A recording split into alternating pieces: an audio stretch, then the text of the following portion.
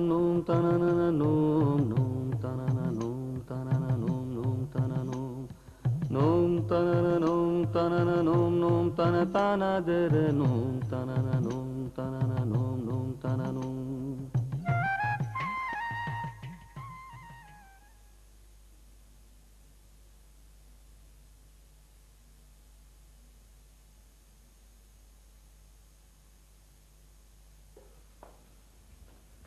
नमस्कार, district headquarter से आ रहा हूं। शहर में तो हंगामा मचा पड़ा सर। मंत्री जी के वापस जाने की मांग कर रहे हैं। जगह जगह पोस्टर्स लगे हैं। हाँ, कह रहे हैं अगले बुधवार को रास्ता रोकेंगे। मंत्री जी को शहर में नहीं घुसने देंगे। अच्छा, आप किस्मत वाले हैं साहब। यहाँ मड्डूर में कोई गड़बड़ नहीं होगी। अब मड्डूर में कॉलेज है ही कहा। लेकिन शहर का माहौल तो कुछ।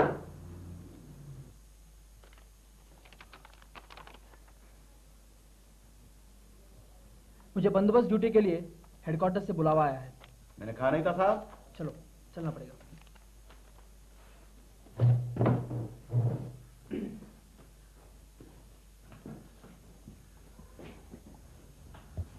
मैं हेडक्वार्टर जा रहा हूँ।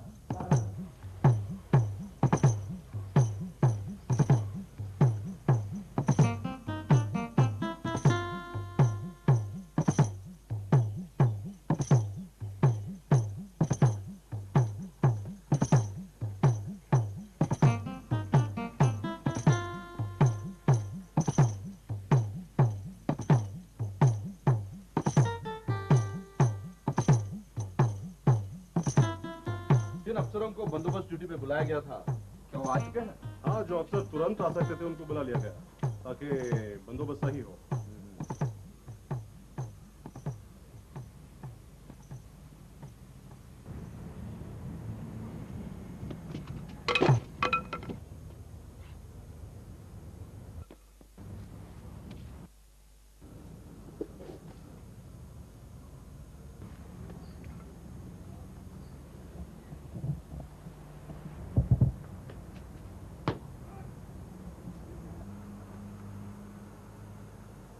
कौन है ये गधा? कहीं तुमने इसे बंदोबस्त ड्यूटी पे तो नहीं लगाया है? ऐसे घबराए हुए पुलिस अफसरों को कभी बंदोबस्त ड्यूटी पे नहीं लगाना चाहिए। न जाने कब घबरा कर किसी पे गोली चला दे। फिर कोई बात हो ना हो, बतंगड़ तो जरूर बन जाएगी। जवान सब इंस्पेक्टर है, अभी अभी प्रोबेशन खत्म करके मड्डूर में पोस्टिंग पे है। भीतरी इलाके में एक छोटा सा पुलिस स्टेशन है। और आप तो जानते हैं सर, हमें अपने बंदोबस्त के लिए अपने सारे जेवरात इकट्ठे करने पड़ते हैं। अब उनमें कुछ ऐसे नगीने भी शामिल है।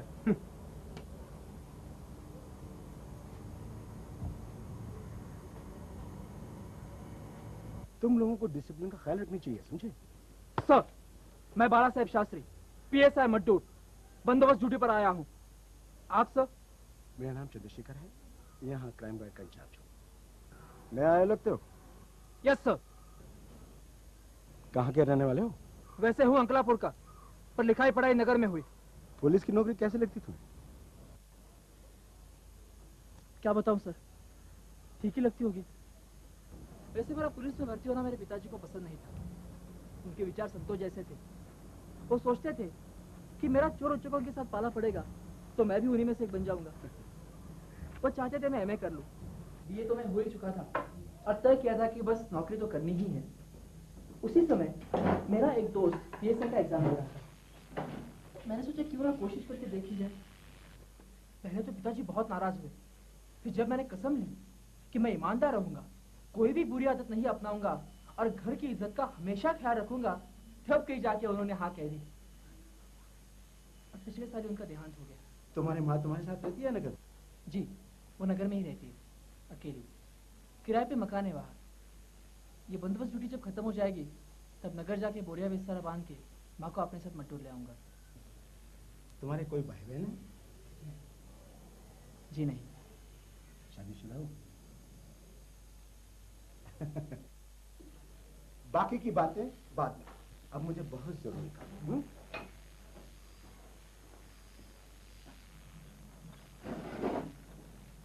कितना अच्छा आदमी है ना, दोस्ती तो यूं ही कर लेता है। इसी तरह मुजरिमों से दोस्ती करके तहकीकात करते होंगे ये, फिर उनके अंदर की बात बगैर कुछ पूछे खुद ब खुद निकल के आती होगी, नहीं? Control calling, control calling. कितने लोग हैं? कुछ सुनाई नहीं दे रहा है, फिर से कहा, प्लीज रिपीट। मंत्री जी की गाड़ी रोक ली या ठोक दी? किसी को लगा कोई नुकसान? क्या मंत्री जी घायल? अस्पताल ले गए? मामूली जख्म? क्या जख्म? प्लीज रिपीट, दोहराइए। क्या लाठीचार्ज? कई गिरफ्तार? उन्हें खबर कर दिया क्या? अच्छा, स्थिति काबू में? ओके। और कुछ पता चला क्या परिस्थिति है? किसके बारे में पूछ रहे हो? शहर की स्थिति या मेरी परिस्थिति? मैं तो तंग आ गया। यहाँ पुलिस स्टेशन से एक आंकड़ा मिलना भी मुश्किल है और मुझे पूरी रिपोर्ट की रिपोर्ट तैयार करनी है और तुम्हें परिस्थिति की पड़ी है।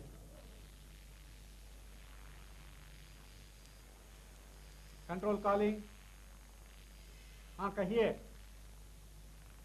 संख्या? कैसी संख्या? अरे तुम्हारी गलतियों की कोई संख्या नहीं है, समझे? कितने गिरफ्तार हुए? 50 या 100? हाँ, कितने रिहा?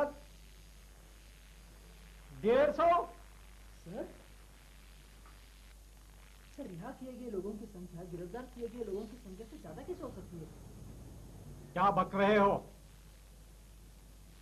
हर कोई अपने आप को विद्यार्थी कह रहा है और तुम्हें यह नहीं पता है कि कौन विद्यार्थी है और कौन नहीं। साहब से बात कराओ। सर, आपने जो रिपोर्ट मांगी थी वो तैयार है, मैं अभी भेज दूंगा किसी सब इंस्पेक्टर के साथ। हाँ, और सर तो 3 कॉपी नर्सिंग होम ले जाना। एक मंत्री जी के लिए, एसपी और डीआईजी साहब भी वहां होंगे, उनको भी एक कॉपी दे देना। ठीक है।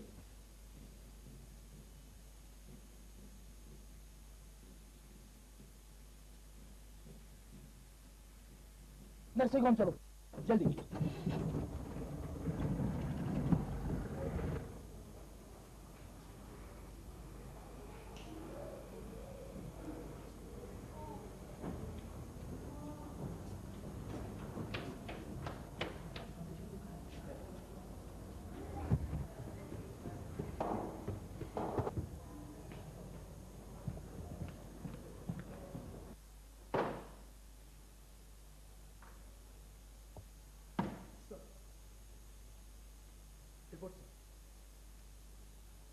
एक कॉपी मंत्री जी को दे दो।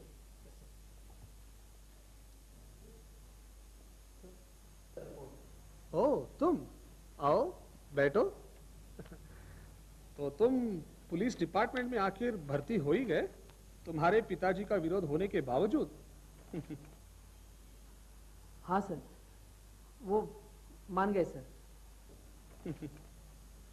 तो पुलिस की जिंदगी कैसे लगती है? बहुत अच्छी लगती है सर। बड़ा ही नेक काम है। जनता की सेवा भी कर सकते हो और गरीबों की मदद भी। इस नौकरी से एक संतुष्टता महसूस होती है। वो दंजी भाई को एक चिट्ठी लिखी थी ना, वो दो। सच पूछो तो हमारे देश को तुम जैसे नौजवानों की जरूरत है।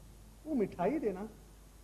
बस एक बात है, बुरी संगत से दूर रहो और लालच से बचे रहो। इस तालाब में बहुत बड़ी मछलियां हैं, जरा बच के रहना, न जाने कब कौन सी मछली निगल जाए। जी सर, शुक्रिया सर, बहुत बहुत शुक्रिया सर।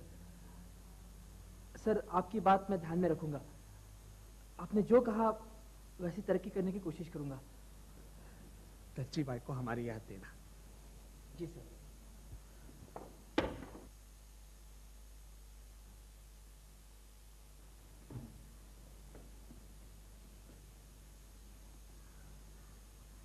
इस नौजवान का ख्याल रखना, ये कुछ कर दिखाएगा एक दिन।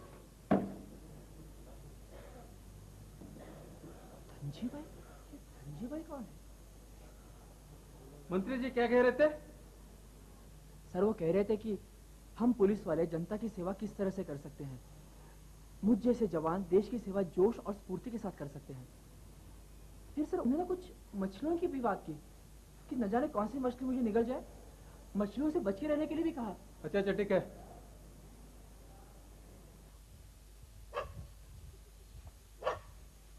वो दोनों शायद अब भी सुबह की बात को लेकर गप्पे लड़ा रहे होंगे। संतुलन में कमी, हमेशा घबराया हुआ, पुलिस के काम में निकम्मा, गधा, ये सब मेरे कॉन्फिडेंशियल रिपोर्ट में होगा।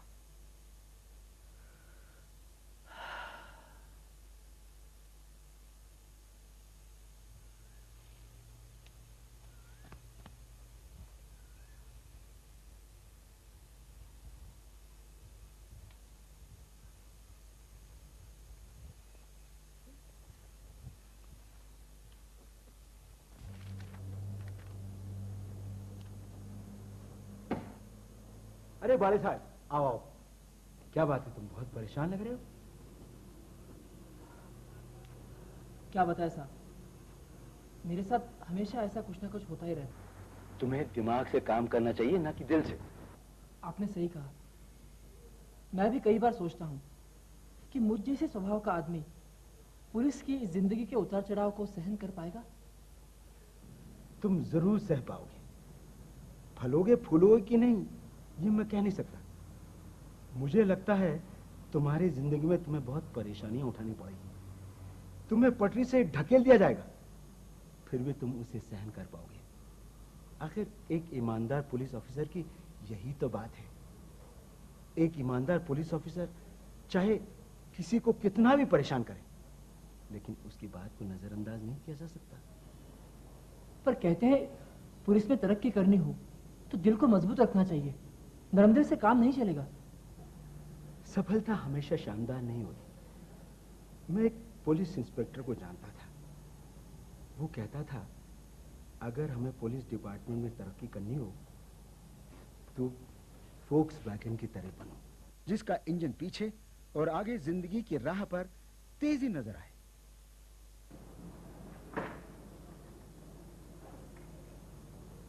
शुरुआत में हमें लगा कि उसे सफलता का सूत्र मिल गया है,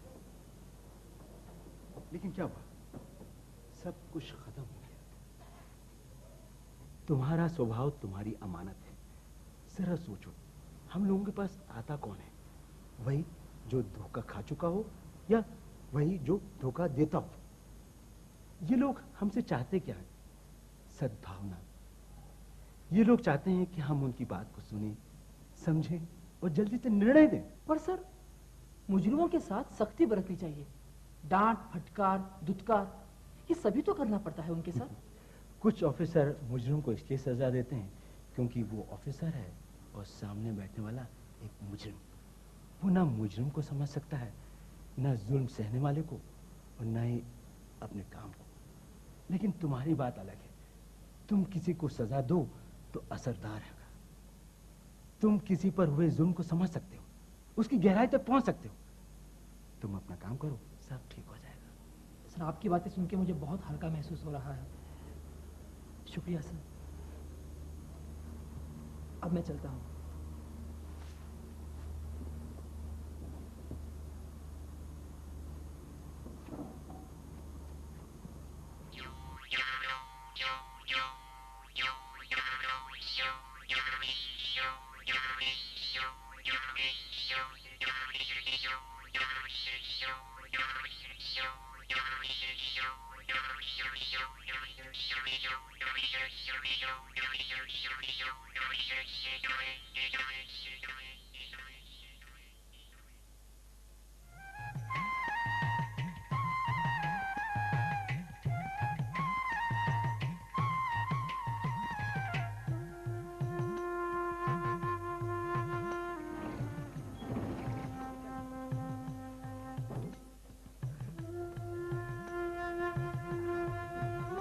ये मेरी माँ है, अब से ये मेरे साथ ही रहेगी। आप आ गए ना, बहुत अच्छा हुआ। आपसे मिलकर बहुत खुशी हुई माँ जी। इनके खाने पीने का बहुत बुरा हाल हो गया था। हाँ बैठे माजी बैठे बैठे।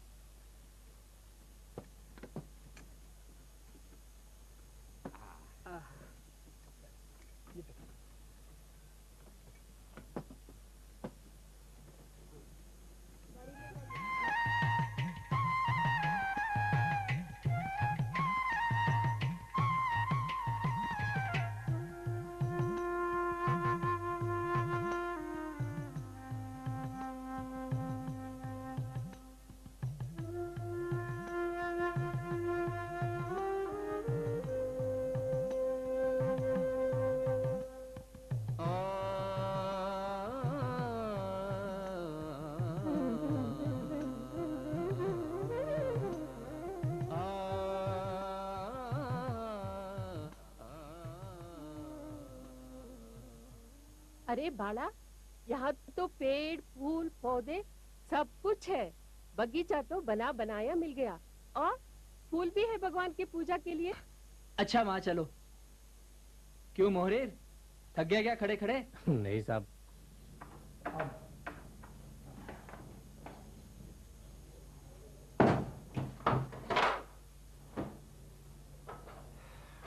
अच्छा साहब मैं चलता हूँ। अच्छा ठीक है। बहुत अच्छा घर है तुम्हारा। अच्छा। बाला, तुम्हारा घर तो बस गया। अब मुझे किस चीज की जरूरत है? सिर्फ एक बहू मिल जाए तो बस। माँ तुम भी, मैं बाजारों के आता हूँ।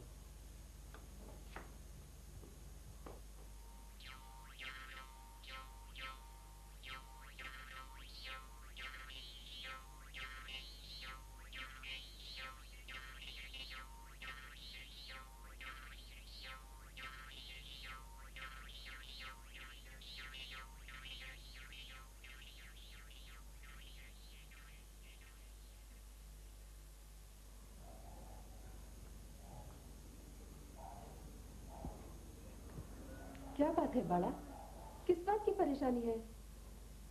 कुछ नहीं अम्मा। कुछ तो है।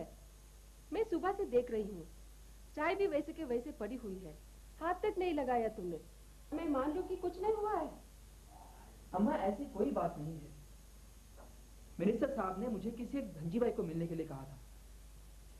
उस दिन मैं हाँ कह बैठा, पर आज तक उस महाशय का कुछ भी पता नहीं चला। कहाँ रहता है, क्या करता है, कुछ भी पता नहीं। मिनिस्टर साहब ने उसके लिए जो मिठाइयां दी थी वो भी पड़ी पड़ी सड़ गई। अब कम से कम उनकी दी हुई चिट्ठी उस धनजी भाई के हाथों तक पहुंच जाए तो अच्छा। क्या मजदूर इतना बड़ा तोड़ी है कि एक आदमी का पता लगाना इतना मुश्किल हो? अम्मा मजदूर बड़ा हो ना हो, वो आदमी बहुत बड़ा है। मुझे लगता है चंद्रशेखर जी से बात करनी ही पड़ेगी। हो सकता है उन्हें पता हो।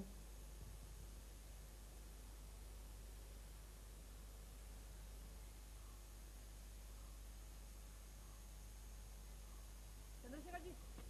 अरे बड़ा साहब आओ। सर मैं आपसे कई दिनों से मिलना चाह रहा था, पर आप थे ही नहीं। एक जमीन ऐंठने का केस था, उसी के सिलसिले में 15 दिन बाहर चला गया। अच्छा। एक आदमी था जिसकी बहुत पहचान थी, लेकिन दिल से आग लगाऊ था। उसने आदिवासी बस्तियों में आग लगवा दी। जब मैं इन्वेस्टिगेशन करने गया तो उसके डर से किसी ने मुंह तक नहीं खोला। मैं भी डटा रहा। मुझे उन आदिवासी लोगों को न्याय दिलाना था। जब उनको यकीन हो गया तो वो धीरे धीरे मुझसे बात करने लगे। मुझे इतना सबूत मिला कि मैं उसे कोर्ट तक ले गया। उन आदिवासी चेहरों को देखना था। कितना सुकून था उन आदिवासी चेहरों पर। सर आपकी बातें सुन के मुझे निश्चय की याद आती है। उसने कहा था कि हर आदमी के अंदर एक बच्चा छिपा होता है। वैसे मुझे लगता है कि हर पुलिस वाले के अंदर एक फिलोसोफर छिपा होता है। क्या मतलब है तुम्हारा? मतलब ये सर कि जब भी कोई पुलिस वाला किसी स्थिति पर काबू पाने की कोशिश करता है तब वो अपने दिल से काम लेता है। उस समय वो कुछ स्वाभाविक फैसले कर लेता है और बाद में उसके अंदर का फिलोसोफर उन फैसलों का सही मायना निकालता है। सर पुलिस वालों का असर तो फील्ड में नजर आता है, मगर उसकी होशियारी तो कोर्ट कचहरी और कमिश्नरों के सामने दिखाई देती है। तुमने बिल्कुल सही कहा। सर क्या आप मेरा एक काम कर सकते हैं? मंत्री जी ने मुझे किसी धनजी भाई को मिलने के लिए कहा था। मैंने बहुत कोशिश की पर कुछ पता नहीं चला। जब ढूंढने निकला तो मेरे पीछे जासूस पड़ गए, इसीलिए पूछताछ करना भी मुश्किल हो गया। तो क्या आप? मैं मंत्री जी के सिक्योरिटी वालों को जानता हूँ, मैं उनसे पता लगा लूंगा। सर लेकिन किसी को ये पता ना चले कि मैंने आपको इसकी चिंता तुम मत करो।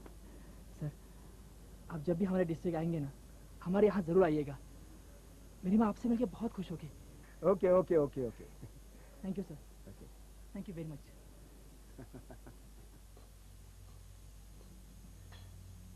पोस्ट।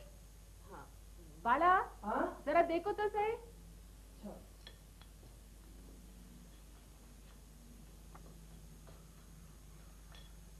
अम्मा चंद्रशेखर साहब की चिट्ठी है। अच्छा, अरे इन्होंने तो धनजी भाई का पता भेजा है। ये लो अम्मा, मैं जिस गांव में एक चोर की तहकीकात के लिए जाने वाला हूँ, उसी गांव में वो रहते हैं। अगली बार जब जाऊंगा ना तब उनसे मिलके आऊंगा।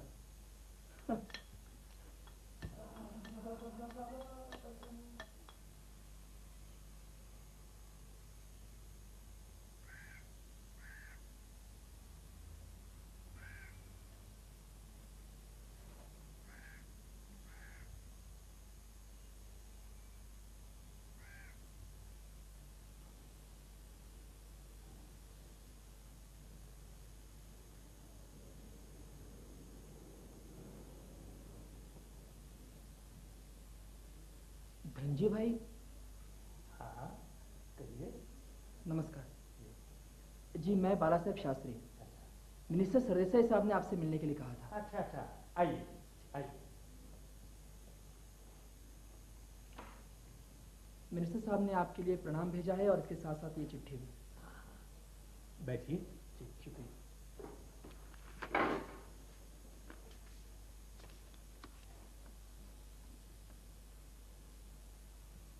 ये तो उनका बड़प्पन है जो उन्होंने मुझे याद किया। कहिए, मिनिस्टर साहब को ज्यादा चोट तो नहीं आई? जैसे ही हमने रेडियो पर सुना कि वो घायल हुए हैं तो तुरंत ही हमने उनको खत लिखा था। अच्छा, तुम्हारी पोस्टिंग कहाँ हुई है? मजदूर, भीतरी इलाका है। अच्छा, तुम तो देखने में बहुत छोटे लगते हो। कब पुलिस में भर्ती हुए थे? जी ये मेरी पहली पोस्टिंग है। रहने वाले कहाँ के हो? हम वाड़ा के रहने वाले हैं। अंकलापुर के पास जो वाड़ा है ना, वहाँ के। अरे अंकलापुर तो हमारी भी जन्मभूमि है भाई। वहां पर हमारे पिताजी की तरकारी की दुकान हुआ करती थी। अब उसको भी बहुत दिन हो गए। मैं बड़ा हुआ, यहाँ आया, कारोबार संभाला।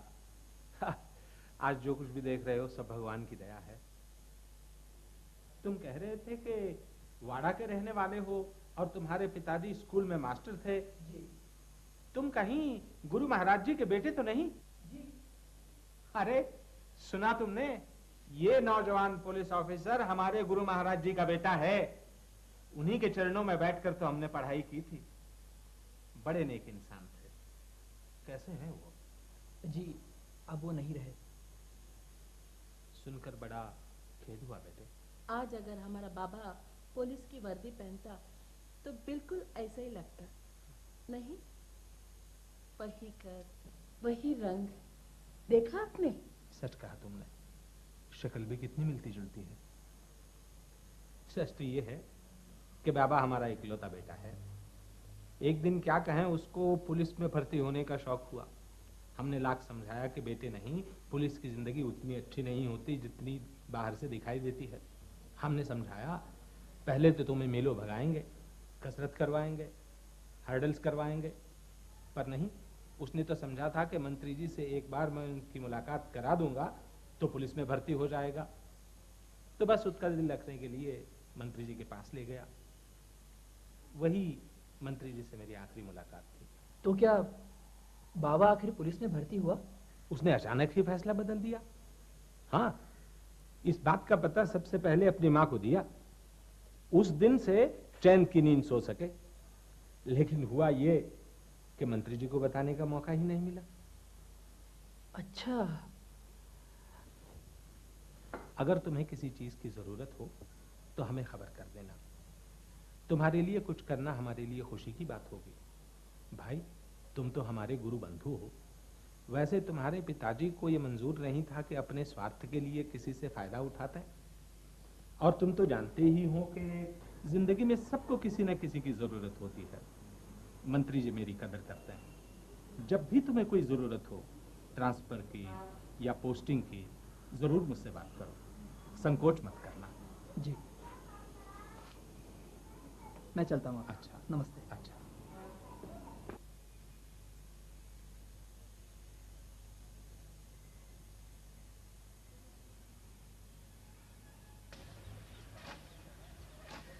अच्छा, तो ये बात है। मंत्री जी को गलत फहमी हो गई थी। मंत्री जी समझ बैठे मैं बाबा हूं। ये गलत फहमी भी क्या चीज है। लोगों के बीच एक रिश्ता या नाता तभी मायने रखता है जब उसे कोई नाम दे दिया जाता है। बड़ी अच्छी गलत फहमी रही। मंजी भाई,